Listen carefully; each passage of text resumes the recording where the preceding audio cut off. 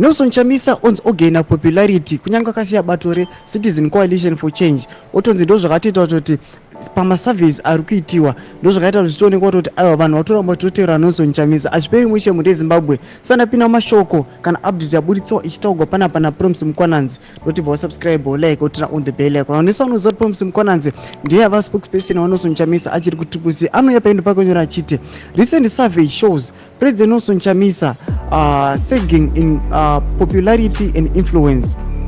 The report says his popularity and influence have increased since leaving the Citizen Coalition for Change Zimbabwe.